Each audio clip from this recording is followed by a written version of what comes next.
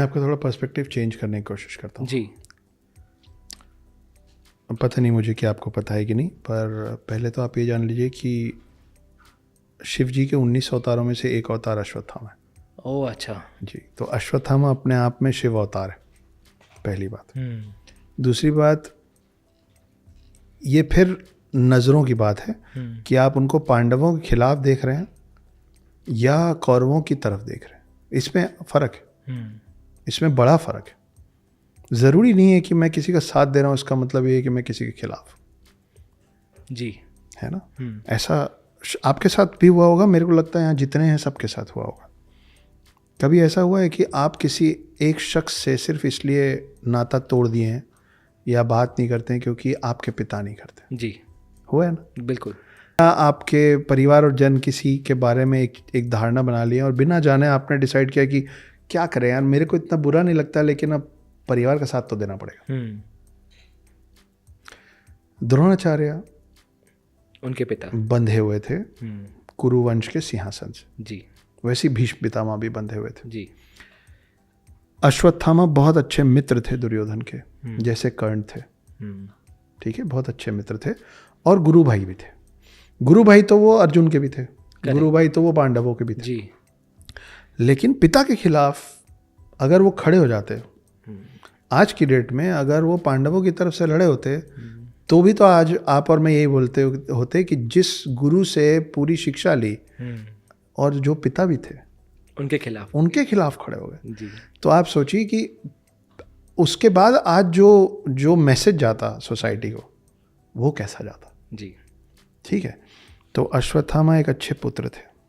अश्वत्थामा की उस एक गलती के अलावा, जैसे कई लोग रावण के लिए बोलते हैं रावण ने कोई गलती नहीं की थी, तो विद्वान था, सिर्फ उसने सीता का हरण किया, वही उससे गलत बात है। रावण ने 660 गलतियां की थी। राम का जन्म हुआ था रावण को खत्म करने के लिए, जैसे कृष्ण का जन्म हुआ था सबसे पहले कंस को खत्म करने के लिए। तो हमको ये समझना पड़ेगा कि ऐसा नहीं हुआ होगा ना कि मतलब कंस के लिए तो आकाशवाणी हो गई थी जी कि 8वां पुत्र आएगा मारेगा, मतलब तुम्हारे पाप का घड़ा भर रहा था। करेक्ट। और रावण को मारने के लिए राम का जन्म हुआ था क्योंकि उसका पाप का घड़ा भर रहा था। जी। तो जिसका आचरण शुरू से गलत होता है ना, वो बहुत सारी गलतियां करता करता करता करता कहीं पहुंचता है। अश्वत्थामा का बैक स्टोरी आप उठा के देखेंगे तो उन्होंने कोई गलती नहीं की थी। वो एक अच्छे मित्र थे, एक अच्छे योद्धा थे, एक अच्छे शिष्य थे, एक अच्छे पुत्र थे। उनका तर्क ये है, हेरा फेरी फिल्म देखी है, सिनेमा पे चलती हेरा फेरी नाम का मतलब क्या है कि चोर के घर चोरी करना चोरी नहीं होती, हेरा फेरी कहलाती जी। तो ये माना गया है कि गलत के साथ गलत करना गलत नहीं होता। ठीक है जी। उनका ये मानना था कि जिस तरीके से द्रोणाचार्य का वध किया गया था वो गलत था। अश्वत्थामा के बारे में ये गलत खबर फैलाई गई, अश्वत्थामा हतो हता, अश्वत्थामा हतो, बाद में पता चला हाथी मार। लेकिन उसके आड़ में द्रोणाचार्य ने अपने अस्त्र शस्त्र डाल दिए थे। वहाँ पे आपके धर्मराज युधिष्ठिर फिर आ जाते हैं, है ना, कि वो बोलेगा तो डाल दूंगा, वो आधी बात बोले फिर कृष्ण फिर आ जाते हैं। कृष्ण ने छल किया, बोले चलो शंख बजा दो सब। इसीलिए आज भी मतलब मेरे साथ तो जीवन भर ही हुआ है, मुझे आपका ज़्यादा बैकग्राउंड नहीं मालूम है, पर कभी आपके साथ ऐसा, हम लड़कों के साथ ऐसा हो ही जाता है, कभी आपके साथ ऐसा हुआ है I like you Avinash but बात, हाँ ये बात वाला थोड़ा है ना, I like you very much Avinash but as a friend जी हुआ है। हाँ बिल्कुल हुआ है। आपको और मेरे को ये समझना पड़ेगा कि हम सब लोगों के लिए हमारे काम की बात ना बट के बाद की है। बट, परंतु, किंतु, लेकिन, मगर, पर, ये जो 5-6 शब्द है जिसका अर्थात सेम ही है जी। मेरे को कई लोग मिलते थे पहले भी, अभी भी मिलते हैं, अक्षत you have got such an interesting story, we are so inspired, it will make such a great film, but we can't take it। है ना? मेरे काम का ये है कि तुम मेरे से ये कहानी नहीं खरीद रहे हो, बाकी सब रहने दो जी। बाकी मेरे को पता है कि मैंने अच्छी कहानी लिखी है, इसीलिए इतने कन्विक्शन से सुना रहा हूँ जी। ठीक है, ये सबके जीवन का सत्य है। ये मेरे को सबसे पुराना उदाहरण ना यहीं से मिलता है कि अगर द्रोणाचार्य बट के आगे सुन लेते तो युधिष्ठिर ने ये कहा था कि ये सत्य है कि अश्वत्थामा युद्ध भूमि में मारा गया। कृष्ण ने बोला शंख बजा दो, सारे शंख बजा दिए। उसके बाद इन्होंने बोला था पर जो अश्वत्थामा मरा है वो आपका पुत्र नहीं, एक हाथी है, वो सुना नहीं उन्होंने। जी। तो हमको बात का ही सुनना होता है कि आप फ्रेंड जोन हो, ठीक है। तो वो जो द्रोणाचार्य के साथ हुआ था, उसके एवज में, उसके पहले तक अश्वत्थामा पूरे विधि विधान से, रूल्स रेगुलेशन से लड़ रहे थे कि सूर्यास्त होता है, शंख बजता है, युद्ध रुक जाता है। उसके बाद जब ये लोग हार गए थे तो ये जाके पांडव समझ के एक शिविर में 5 लोगों को मारे और उस शिविर में आग लगा दी। वो पांडव के 5 भाई थे, जिसके कारण फिर गुस्से में कृष्ण ने श्राप दिया था कि तुम हम अनंत काल तक देवभूमि भारत में कोढ़ग्रसित शरीर लेके रेंगते रहोगे। तो ये माना जाता है कि अश्वत्थामा अभी तक रेंग रहे। अश्वत्थामा का नाम अश्वत्थामा इसलिए पड़ा था क्योंकि जब वो पैदा हुए थे, एक तो बड़े जतन से पैदा हुए थे, बहुत यज्ञ तप और बहुत सारे मिन्नतें की थी द्रोणाचार्य और कृपि ने। कृपि मतलब उनकी पत्नी, कृपि मतलब कृपाचार्य की बहन। तो 7 चिरंजीवी में से ये तो एक तो मामा भांजा है। महाभारत में सिर्फ एक ही मामा भांजा नहीं है, जी, 2-3 मामा भांजा है ना। कृष्ण भी मामा है और 2 शिव जी के स्वरूप हैं, एक हनुमान जी और एक अश्वत्थामा। एक अश्वत्थामा। और मामा 3 हैं, एक शकुनी मामा है, एक कृष्ण मामा है और एक कृपाचार्य। तो ये 2-3 बड़े बड़े मामा हैं। तो कहाँ थे हम? हाँ, तो अश्वत्थामा जब पैदा हुए थे तो सबसे पहले उनके मुंह से हिनहिनाने की आवाज़ निकली थी, हॉर्सेस वॉइस। ओह अच्छा। तो अश्व मतलब हॉर्स, तो इसलिए उनका नाम अश्वत्थामा पड़ा था। इंटरेस्टिंग। हाँ, तो ऐसा माना जाता है वो अभी भी, जो कि उनको श्राप मिला था अनंत काल तक कोढ़ग्रसित शरीर लेके, फिर उसी समय उनका मणि कृष्ण जी ने निकाल लिया था। ये सब चीज़ इंस्पायर्ड है यार, मार्वल फिल्म देखे हो ना? बिल्कुल। थैनोस ने कैसे निकाला था? जी बिल्कुल, विजन के सर से। हाँ, बिल्कुल। हाँ, पर मैं थैनोस को कृष्ण नहीं बोल रहा हूँ, ठीक? नहीं, बिल्कुल नहीं। पर ये बताइए कि अश्वत्थामा एक बहुत ही फैसिनेटिंग टॉपिक है और बहुत लोग गूगल करते हैं, यूट्यूब पे जाते हैं और बहुत सारी ऐसे खबरें बाहर आती है कि अश्वत्थामा यहाँ पे, ये शिव जी का मंदिर है, यहाँ रोज़ सुबह वो दर्शन करने आते हैं। मध्य प्रदेश में किसी ने, हरियाणा में किसी डॉक्टर ने, आई थिंक मैंने कुछ पढ़ा था बहुत सालों पहले कि उस अश्वत्थामा खुद आए थे उनके पास अपना। वो वैद्य थे, उनका नाम कई जगह नहीं लिखा हुआ है और आयुर्वेदिक आयुर्वेद के वैद्य जी। पर आप सर कभी वास्तव में किसी से मिले हैं जो एक्चुअली उनसे मिले हों या कुछ और जानते हो इनके बारे में? नहीं यार, मैं अभी तक मेरी ऐसे डायरेक्टली मुलाकात नहीं हुई। हालांकि द हिडन हिंदू लिखने के बाद मेरे को लग रहा है किसी दिन अश्वत्थामा आएंगे मुझसे कि तुम बहुत ज़्यादा लिख रहे हो, इधर आओ, बात करनी तुमसे।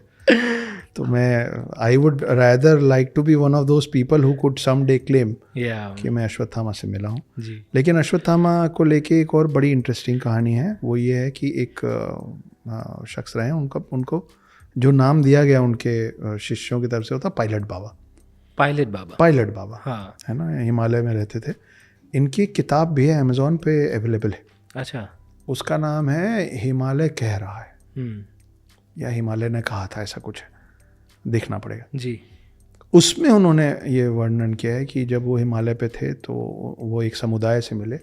उस समुदाय का जो लीडर था, उसके यहाँ से लगातार मवाद बहता रहता था और उसको सब लोग बहुत मानते थे। उसके सुपरविजन में सब लोग बहुत खुश थे और वो सब के सब शिव के, मतलब वो पूरा समुदाय जो था वो शिव का भक्त था जी। और पायलट बाबा जब मिले तो पायलट बाबा ने सीधे सीधे उनसे पूछा और उसका जवाब उन्होंने नहीं दिया। तो अगर आप बोलेंगे कि अक्षत, क्या तुम्हारा नाम मनीष है? तो मैं बोलूँगा नहीं, मेरा नाम अक्षत है। तो उन्होंने ये भी नहीं बोला कि नहीं मैं वो नहीं हूँ, ना उन्होंने ये बोला कि हाँ मैं वो हूँ। एक और बड़ा अच्छा विवरण मिलता है पृथ्वीराज चौहान के समय का, अच्छा, अश्वत्थामा से रिलेटेड, कि जब पृथ्वीराज चौहान बहुत सारे युद्ध हारने के बाद, नहीं बहुत सारे युद्ध हराने के बाद, एक युद्ध हारने के बाद जंगल में भटक रहे थे। तो माना जाता है कि पृथ्वीराज चौहान को बहुत अच्छी समझ थी ये औषधियों की, अच्छा, जंगल के औषधियों की। तो उनको भी अश्वत्थामा मिले थे और उनसे भी मदद मांगी थी कि इसका कुछ करो। ये भी डॉक्यूमेंटेड है कहीं पे कि पृथ्वीराज चौहान ने उनको कुछ औषधियाँ बताई और उनको ये समझ में आया कि वो जो इंसान था जो मदद मांग रहा था, उसको बहुत सारी और ज़्यादा औषधियों के बारे में मालूम था जितना पृथ्वीराज चौहान को मालूम था। उसके बावजूद वो मदद मांग रहे थे कि इतना तो मेरे को पता है, इसके आगे कुछ है तो बताओ। मैं कभी कभी सोचता हूँ कि मतलब कब तक युग चलेगा और ये जो 7 चिरंजीवी हैं ये एग्जैक्टली क्या रोल प्ले करेंगे, क्योंकि कुछ कुछ अपनी अपनी तकलीफ़ों से अभी भी गुजर ही रहे हैं, जैसे अश्वत्थामा। मुझे लगता है कि आप इन 7 चिरंजीवियों में से किसी को भी वरदान का नाम दें या श्राप का नाम दें, है तो सबके लिए श्राप ही। जी।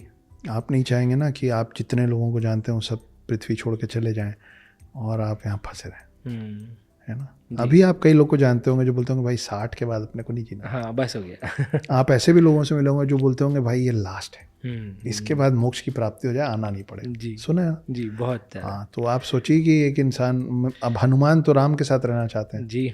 तो उनके लिए तो ये अपने आप में सजा है ना कि मेरे राम चले गए, मेरे को यहाँ छोड़ गए। उनकी बड़ी अलग इंटरेस्टिंग कहानी है। अश्वत्थामा को श्राप है। हाँ। परशुराम ने भी सब कुछ ही खोया है, कृपाचार्य के पास भी कुछ नहीं बचा है। तो कुल मिलाकर आप देखेंगे तो सारे खड़े, इसीलिए आप 7 चिरंजीवी बोलते हैं ना, आप ये नहीं बोलते कि 6 वरदान पाए और 1 श्राप पाए। जी जी, एक ही लाइन में खड़ा कर रखा है सब। बिल्कुल। तो है तकलीफ, तो है ही। तकलीफ सबको है। महाभारत के और एक इंटरेस्टिंग टॉपिक है, तो ये जो श्लोक है उसका आप मतलब समझाइए, और जो कल की अवतार आएंगे उसके कॉन्टेक्स्ट में ये श्लोक का क्या महत्व है कि यदा यदा ही धर्मस्य ग्लानिर्भवति भारत अभ्युत्थान अधर्मस्य तदात्मानं सृजाम्यहम् परित्राणाय साधूनां विनाशाय च दुष्कृतां धर्म संस्थापनार्थाय संभवामि युगे युगे। कि जब जब यहाँ पे असुरों की क्षमता बढ़ेगी, जब जब डार्क फोर्सेस यहाँ पे फैलेंगे, तब तब विष्णु अलग अलग अवतार लेके हम लोगों को बचाने, हम लोगों के साथ देने, और to create the balance between good and evil. वो ख़त्म करने कभी नहीं आते हैं, वो बैलेंस ठीक करने आते हैं। He will come every time in a human form and do what is needful. तो ये जो चीज़ है, वो जिसको ये श्लोक नहीं पता है और उसका इस श्लोक को हिंदी में इसका मतलब क्या है उसको नहीं पता, उसको भी मालूम है कि जब जब रावण आएगा तो राम आएंगे और जब जब कंस आएगा तो कृष्ण आएंगे। तो धर्म की रक्षा के लिए भगवान का उतरना तय। कल की किससे लड़ रहे हैं? कल की लड़ रहे हैं काली से।